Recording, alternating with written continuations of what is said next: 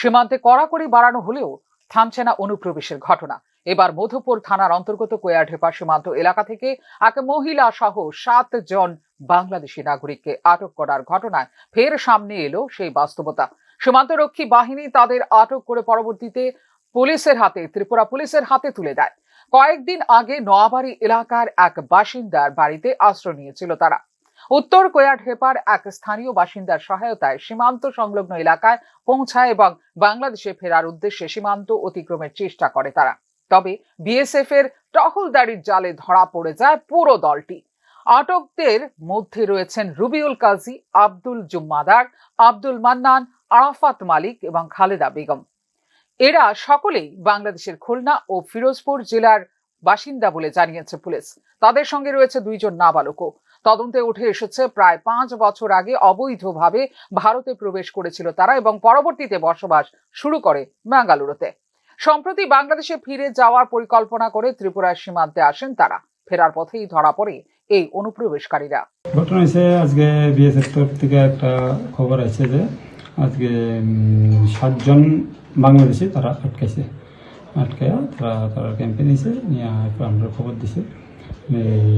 এর মধ্যে 4 জন বয়স্ক, 2 জন বাচ্চা আর 1 জন মহিলা ছিল বাংলাদেশি। তারা বাংলাদেশি যাদের আটক করা হয়েছে পুরুষরা, তাদের নামগুলো কি আছে?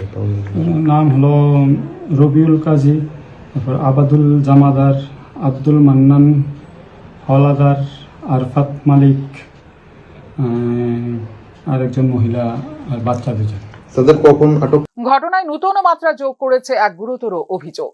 উত্তর কোয়াঢেপা এলাকার এক বাড়িতে তাকে ধর্ষণ করা হয়েছে বলে অভিযোগ করেন আটক খালেদা বেগম।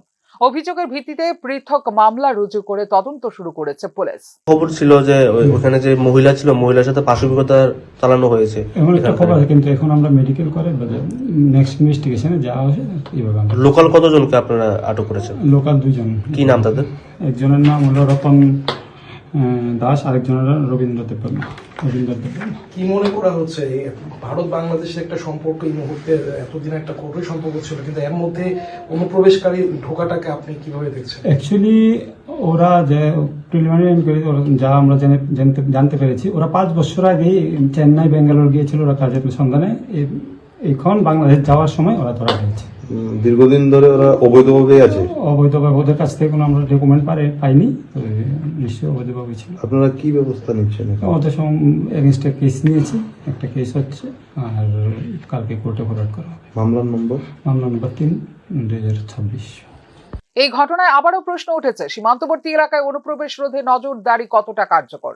যদিও রাজ্য রক্ষা প্রশাসন এবং ভারতীয় সীমান্তরক্ষী বাহিনীর নিয়মিত টহল ও নজরদারির ফলে প্রায় প্রতিদিনই আটক করা হচ্ছে অবৈধ বাংলাদেশি, তবুও এই ধরনের ঘটনা সামনে আনছে সীমান্ত নিরাপত্তা ব্যবস্থার দুর্বলতাকে।